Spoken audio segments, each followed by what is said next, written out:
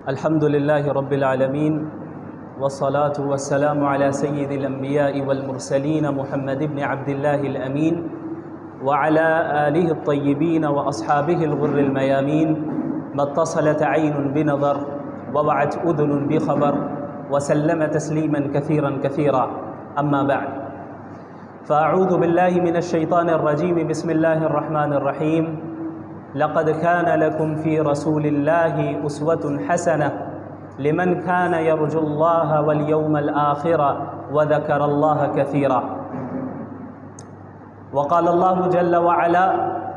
قل يا أيها الناس إني رسول الله إليكم جميعا صدق اللہ العظیم۔ ربیع الاول کا مہینہ ایک ایسا مہینہ ہے جس میں اللہ کے رسول صلی اللہ علیہ وسلم کی ولادت بھی ہوئی اور آپ صلی اللہ علیہ وسلم نے اسی مہینے میں ہجرت بھی فرمائی اور آپ صلی اللہ علیہ وسلم کی وفات بھی اسی مہینے میں ہوئی، لہٰذا اس مہینے کا رسول اللہ صلی اللہ علیہ وسلم کی زندگی سے ایک خاص تعلق ہے، اور اللہ کے رسول صلی اللہ علیہ وسلم کی شخصیت ایک ایسی شخصیت ہے جن سے مسلمانوں کی جو محبت ہے اور محبت کا جو جذبہ مسلمانوں کے اندر ہے یہ کوئی چھپا ہوا نہیں ہے، بلکہ شاید ہی کوئی اللہ کے رسول صلی اللہ علیہ وسلم جیسی شخصیت ہو جن سے کسی خاص قوم یا کسی خاص طبقے کا اتنا گہرا تعلق ہو اور اتنی گہری محبت ہو جتنا مسلمانوں کو ہے اللہ کے رسول صلی اللہ علیہ وسلم سے۔ تو آپ صلی اللہ علیہ وسلم سے محبت اور اس محبت کا جذبہ جو ہم رکھتے ہیں وہ ربیع الاول کے ساتھ محدود نہیں ہے، یعنی ایسا نہیں ہے کہ ہم اللہ کے نبی صلی اللہ علیہ وسلم سے محبت صرف ربیع الاول میں کرتے ہیں، بلکہ ہم پوری زندگی ہر مہینے ہر لمحے اللہ کے رسول صلی اللہ علیہ وسلم سے ایک تعلق رکھتے ہیں اور ان سے محبت اور عقیدت رکھتے ہیں۔ ربیع الاول میں چونکہ اس مہینے کا آپ صلی اللہ علیہ وسلم کی زندگی سے ایک خاص تعلق ہے تو رسول اللہ صلی اللہ علیہ وسلم کی سیرت، ان کی زندگی کا تذکرہ زیادہ کیا جاتا ہے، بس یہ فرق ہے۔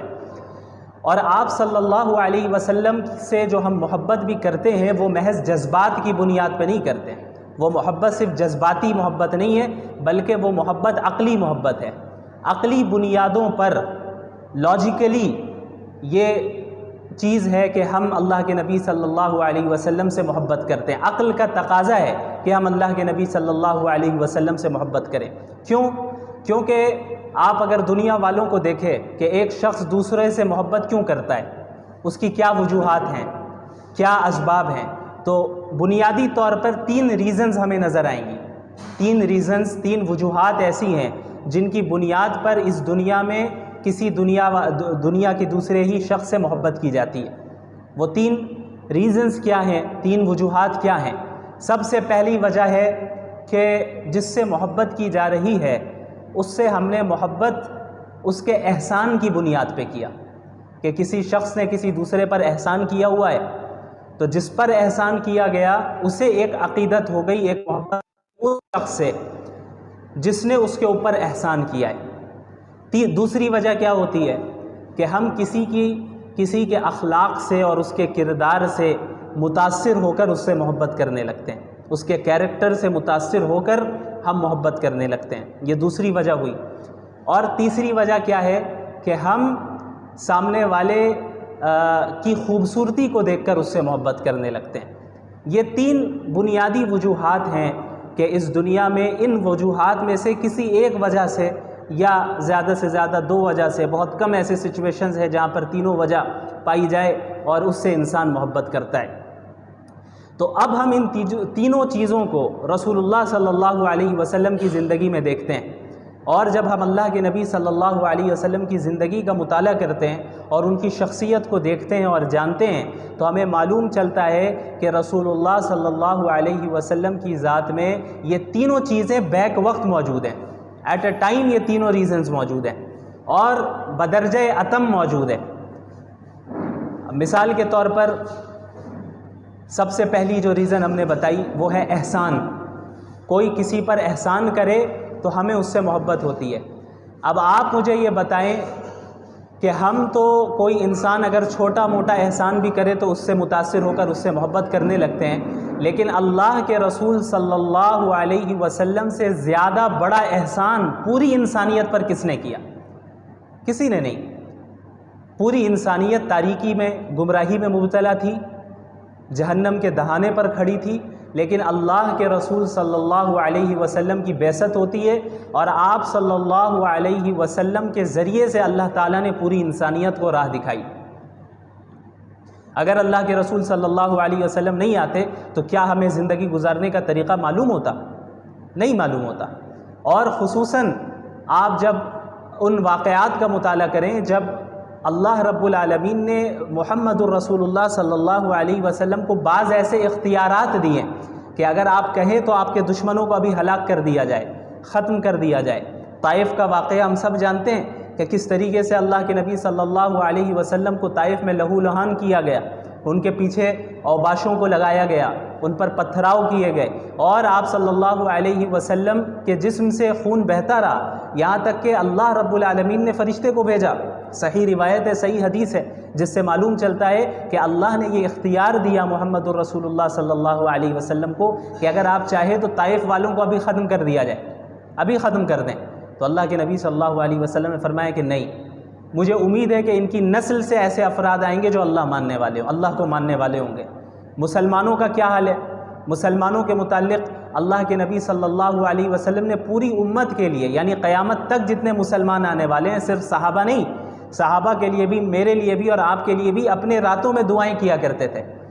حضرت عائشہ رضی اللہ عنہا کا واقعہ معروف ہے کہ ایک مرتبہ اللہ کے نبی صلی اللہ علیہ وسلم نے ان کے لیے دعا فرمائی کہ یا اللہ حضرت عائشہ کے اگلے پچھلے تمام گناہوں کو معاف فرما دے۔ تو اس دعا سے اتنی زیادہ حضرت عائشہ خوش ہوئی کہ ہنستے ہنستے سر بھی جھکا دیا انہوں نے کہ اللہ کے نبی دعا فرما رہے ہیں میرے لیے، اور وہ بھی ایسی دعا کہ اگلے پچھلے تمام گناہوں کو معاف فرما دیں، کتنی بڑی بات ہے۔ تو اللہ کے نبی صلی اللہ علیہ وسلم نے فرمایا کہ عائشہ تمہیں اس دعا سے خوشی ہوئی؟ ظاہر خوشی ہوئی۔ تو اللہ کے نبی صلی اللہ علیہ وسلم نے فرمایا کہ خدا کی قسم یہ وہ دعا ہے جو میں اپنی پوری امت کے لیے ہر وقت مانگتا ہوں، یعنی میرے لیے اور آپ کے لیے بھی اللہ کے نبی صلی اللہ علیہ وسلم یہ دعا مانگا کرتے تھے۔ یہ دعا آپ صلی اللہ علیہ وسلم اللہ رب العالمین سے مانگا کرتے تھے۔ ہم لوگوں پر کتنے احسانات اللہ رب العالمین نے اللہ کے نبی صلی اللہ علیہ وسلم کے ذریعے کروائے۔ اب آپ ایک جو اللہ کے نبی صلی اللہ علیہ وسلم نے کیا فرمایا، ایک صحیح روایت میں ہے کہ ہر نبی کو ایک دعا دی گئی، ایسی دعا جسے اللہ کبھی ریجیکٹ نہیں کرے گا۔ یعنی انبیاء کی دعا تو ایسی قابل قبول ہوتی ہے، لیکن اللہ رب العالمین اس بات کا پابند نہیں ہے کہ وہ نبی کی ہر دعا کو قبول کر لے۔ اللہ کرے گا، اپنے فضل سے کرے گا، اللہ تو کسی کا پابند نہیں ہے، لیکن اللہ رب العالمین نے ہر نبی کو ایک ایسی دعا دی ہے جس کے متعلق اللہ نے خود فرمایا کہ یہ ایک ایسی دعا ہوگی جسے میں ریجیکٹ نہیں کروں گا۔ تو انبیاء نے، پچھلے انبیاء نے ان دعاؤں کا استعمال کیا۔ حضرت نوح علیہ السلام نے بھی اور دیگر انبیاء نے بھی۔ حضرت نوح علیہ السلام 950 سال تک انہوں نے اپنی قوم میں دعوت کا کام کیا، لوگوں کو اسلام کی طرف بلایا، لیکن ماننے والے بہت تھوڑے رہے۔ ہر طرح سے کوشش کی، لیکن نہ ماننے والے جو تھے انہوں نے ہر طرح سے انہیں تکلیف پہنچائی۔ آخر کار حضرت نوح نے دعا کی کہ اللہ اب انہیں ہلاک کر دیں، اب انہیں ختم کر دیں، اور پھر اللہ رب العالمین نے انہیں ہلاک کیا، کیونکہ ایک ایسی دعا انبیاء کو ملی جو کبھی ریجیکٹ نہیں ہوتی۔ اللہ کے نبی محمد الرسول اللہ صلی اللہ علیہ وسلم نے کیا فرمایا کہ اس دعا کو میں نے ابھی تک اس دنیا میں استعمال نہیں کیا ہے، اس آپشن کو میں نے ابھی تک استعمال نہیں کیا، حدیث کا مفہوم ہے، اس کو میں نے قیامت کے دن کے لیے رکھا ہے کہ میں اس دن اپنی امت کے لیے سفارش کروں گا کہ یا اللہ آپ نے مجھے ایک دعا دی ہے، ایک ایسا موقع دیا ہے کہ جس کو آپ کبھی ریجیکٹ نہیں کریں گے۔ یہ اس کو حالانکہ اللہ کے نبی صلی اللہ علیہ وسلم سے زیادہ کسی نبی کو تکلیف نہیں پہنچائی گئی، جتنے انبیاء آئے سب سے زیادہ تکلیف اگر کسی کو پہنچائی گئی ہے تو وہ محمد الرسول اللہ صلی اللہ علیہ وسلم، سب سے زیادہ تکلیف ہر اعتبار سے۔ تو اللہ کے نبی صلی اللہ علیہ وسلم چاہتے تو دنیا ہی میں اس کا استعمال کر لیتے۔ یہ دعا بھی مانگی جا سکتی تھی کہ یا اللہ معاملہ آسان فرما دے اور کوئی میری مخالفت نہ کرے، معاملہ آسان فرما دے، مجھے تکلیف نہ دی جائے۔ میرے گھر والوں کو شہید کیا جا رہا ہے، تکلیف پہنچائی جا رہی ہے، صحابہ کو شہید کیا جا رہا ہے، یہ نہ ہو، یہ بھی مانگی جا سکتی تھی یہ دعا. لیکن اللہ کے نبی صلی اللہ علیہ وسلم نے اس آپشن کو محفوظ رکھا، بچا کے رکھا کہ قیامت کے دن پوری امت کے لیے سفارش کروں گا کہ آپ نے جو یا اللہ آپشن دیا تھا، اختیار دیا تھا، وہ میں آج اختیار کرتا ہوں، اور میری امت کو جو ہے اپنے فضل سے اس کی مغفرت فرما دے. تو یہ اس سے بڑا احسان پوری انسانیت پر کیا ہو سکتا ہے؟ اس سے بڑا احسان کوئی ہو سکتا ہے؟ آپ صلی اللہ علیہ وسلم نے فرمایا کہ میری اور تمہاری مثال اس شخص کی طرح ہے جو ایک آگ جلائے اور آگ پر پروانے گر رہے ہو. جو کیڑے آتے ہیں، پروانے گرتے ہیں، روشنی کی طرف جاتے ہیں، آگ کی طرف. ان پروانوں کو تو نہیں معلوم کہ یہ آگ ہے، وہ قریب جائیں گے جل جائیں گے، وہ تو صرف روشنی دیکھ کے قریب جا رہے ہیں. اور وہ شخص ان پروانوں کو آگ سے دور کرتا رہتا ہے، زبردستی ہٹاتا ہے. اللہ کے نبی صلی اللہ علیہ وسلم نے فرمایا کہ میری اور تمہاری مثال بھی یہی ہے کہ تم جہنم میں کودے جا رہے ہو اور میں تمہاری کمر سے پکڑ کر تمہیں جہنم سے دور کر رہا ہوں. کہ تمہیں تو وہ روشنی نظر آ رہی ہے، تمہیں وہ جو دنیا کی چمک دمک ہے، جو زیب و زینت ہے، وہ تمہیں اٹریکٹ کر رہی ہے،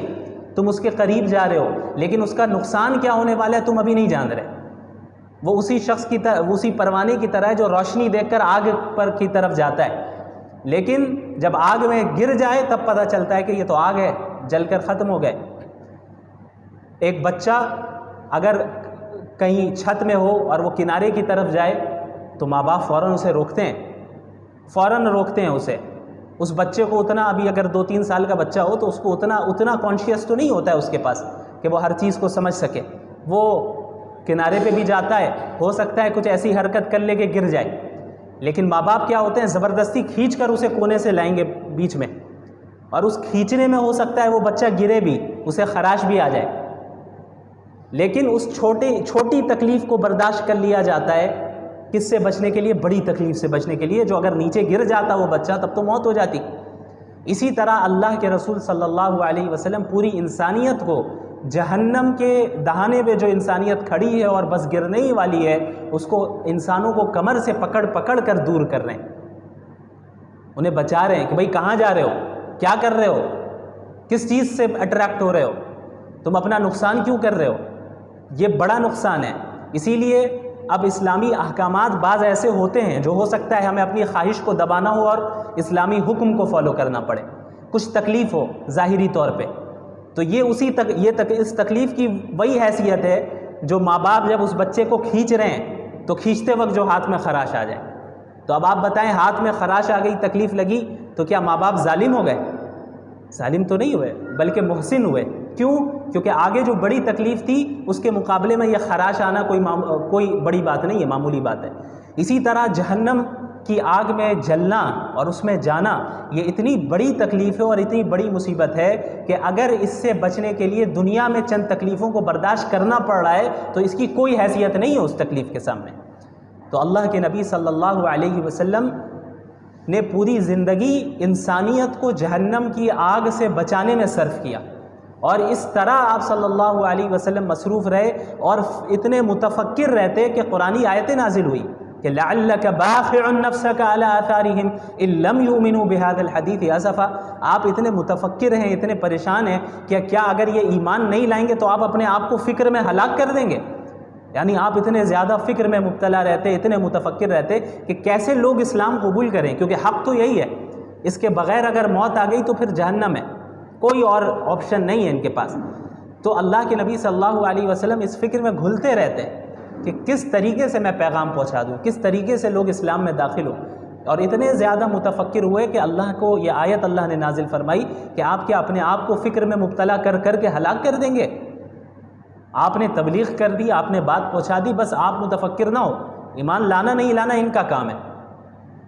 ان کو ان کے اعمال اور عقائد کی بنیاد پہ ان کے ساتھ فیصلہ کیا جائے گا. تو ایک ایسے نبی جنہوں نے پوری انسانیت کی اپنے سے زیادہ اور اپنے گھر والوں سے زیادہ فکر کی، کیا اس سے بڑا احسان کوئی ہو سکتا ہے؟ تو اگر دنیا میں ہم کسی سے احسان کی بنیاد پر محبت کرتے ہیں تو رسول اللہ صلی اللہ علیہ وسلم کی ذات اس بات کی زیادہ مستحق ہے کہ ہم احسان کی بنیاد پہ ان سے محبت کریں. یہ ایک پہلی وجہ ہے. دوسری وجہ،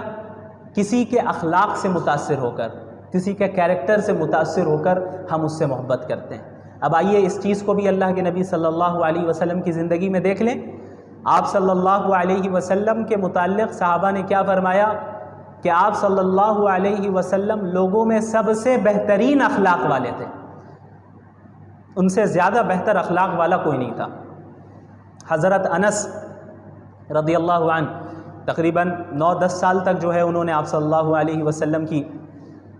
خدمت میں وہ رہے، آپ کی خدمت کی۔ وہ فرماتے ہیں کہ اس پوری مدت میں کبھی ایسا نہیں ہوا کہ آپ صلی اللہ علیہ وسلم نے مجھ سے اف تک کہا ہو۔ ہمارے یہاں کوئی کام کر رہا ہو، کوئی ہمارے گھر کا خادم ہو، تو ہمارا کیا سلوک رہتا ہے؟ اگر اس سے غلطی سے کوئی چیز گھر میں ٹوٹ جائے تو ہم تو قیامت کھڑی کر دیتے ہیں، سیلری کاٹ دیتے ہیں اور یہ کر لیتے ہیں وہ کر لیتے ہیں، مختلف طریقے اختیار کرتے ہیں۔ آپ صلی اللہ علیہ وسلم کے متعلق حضرت انس فرما رہے ہیں کہ کسی چیز میں ڈانٹنا تو دور کی بات، اف تک نہیں کہا، اور یہ بھی نہیں کہا کہ فلاں کام میں نے کرنے کو کہا تھا تم نے کیوں نہیں کیا، یا فلاں کام تم نے کیوں کر دیا، میں نے تو اس سے منع کیا تھا، یہ بھی نہیں کہا۔ اس طرح آپ صلی اللہ علیہ وسلم کے اخلاق تھے۔ یہی اخلاق گھر والوں کے ساتھ بھی، ایسا نہیں کہ صرف باہر۔ عموماً ہمارے ساتھ کیا ہوتا ہے کہ ہم باہر کے لوگوں کے ساتھ اچھے سے سلوک کرتے ہیں، گھر میں جو ہے ہمارے معاملات اچھے نہیں رہتے۔ اللہ کے نبی صلی اللہ علیہ وسلم نے کیا فرمایا؟ خیرکم خیرکم لأہلہ وأنا خیرکم لأہلی۔ تم میں سب سے بہترین شخص وہ ہے جو اپنے گھر والوں کے ساتھ اچھا سلوک کرے، اپنی گھر والی کے ساتھ اچھا سلوک کرے، اور تم میں سب سے زیادہ اپنی گھر والی کے ساتھ اچھا سلوک کرنے والا میں ہوں۔ یعنی میری اتباع کرو اس چیز میں بھی کہ اپنے گھر والوں کے ساتھ بھی حسن سلوک، ان کے ساتھ بھی بد اخلاقی کے ساتھ پیش نہیں آنا۔ حضرت عائشہ رضی اللہ عنہا سے مروی ہے غالباً کہ صحیح روایت ہے کہ اللہ کے رسول صلی اللہ علیہ وسلم کے متعلق فرمایا گیا کہ ما ضرب رسول اللہ صلی اللہ علیہ وسلم خادما له ولا امرأة ولا ضرب بيده شيئا، کہ آپ صلی اللہ علیہ وسلم نے پوری زندگی میں نہ کسی اپنے خادم پر ہاتھ اٹھایا، نہ کسی عورت پر ہاتھ اٹھایا، اور انسانوں کو مارنا تو ہاتھ اٹھانا تو دور کی بات، کسی چیز کو بھی ہاتھ سے نہیں مارا۔ اب ہمارے یہاں کیا ہوتا ہے، ہمیں غصہ آ جائے تو ہم کیا کرتے ہیں کہ چیزوں کو اٹھا پٹک کرنا شروع کر دیتے ہیں۔ اللہ کے رسول صلی اللہ علیہ وسلم کے متعلق فرمایا جا رہا ہے کہ کسی عورت کو مارنا، کسی انسان کو مارنا یہ تو ہوا ہی نہیں، اور یہ تو دور کی بات، آپ نے کسی چیز کو بھی ہاتھ سے بھی دھکا نہیں دیا کہ دھکا دے کر یا کسی چیز کو مارا ہو، ہاتھ سے ایسا نہیں کیا۔ یہ آپ صلی اللہ علیہ وسلم کے اخلاق تھے، اور آپ صلی اللہ علیہ وسلم کا جو کردار اور مختلف جو انسان کے کردار کے اندر جو خصوصیات ہوتی ہیں، شجاعت ہے اور دوسری چیزیں ہیں، سخاوت ہے، یہ ساری چیزیں آپ صلی اللہ علیہ وسلم کے تھیں۔ آپ صلی اللہ علیہ وسلم سے زیادہ سخی بھی کوئی نہیں تھا، جو ہوتا اس کو بھی صدقہ کرتے،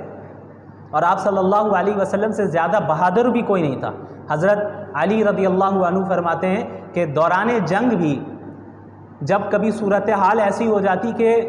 بہت شدید جنگ شروع ہو گئی ہے، زبردست، دونوں طرف سے ایک دم زبردست جنگ شروع ہو گئی اور حالات بہت سنگین ہو گئے، تو حضرت علی فرماتے ہیں رضی اللہ عنہ کہ ہم اللہ کے نبی صلی اللہ علیہ وسلم کی آڑ میں رہا کرتے، یعنی آپ سب سے آگے رہتے، صحابہ آپ صلی اللہ علیہ وسلم کے پیچھے رہتے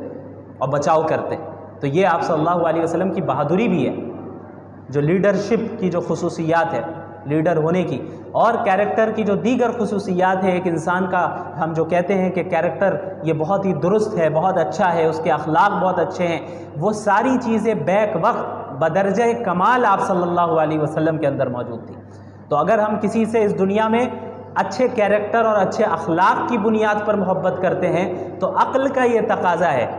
کہ اللہ کے نبی صلی اللہ علیہ وسلم کی ذات اس بات کی زیادہ مستحق ہے کہ اچھے اخلاق اور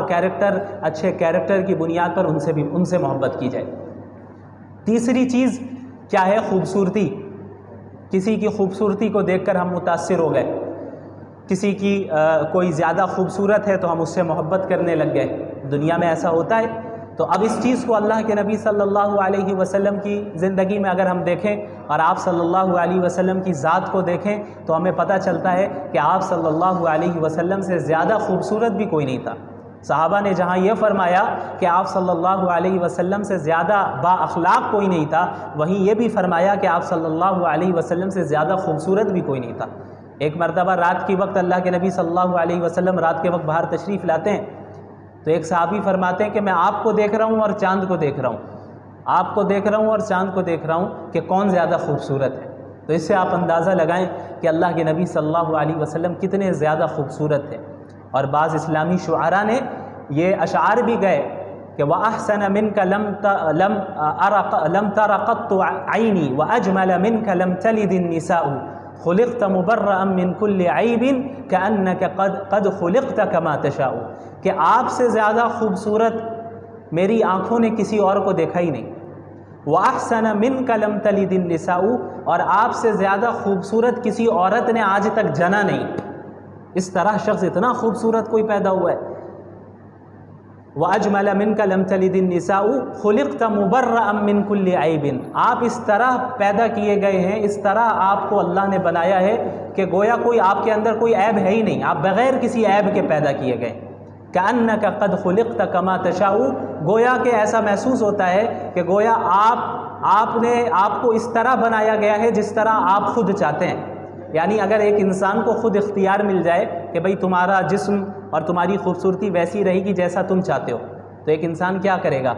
ہر عیب کو اپنے آپ سے دور کرے گا اور چاہے گا کہ ہم سب سے خوبصورت ہو۔ تو اللہ کے نبی صلی اللہ علیہ وسلم کی جسمانی خوبصورتی بھی اتنی زیادہ تھی کہ شاعر کہہ رہا ہے، اسلامی شاعر ہے،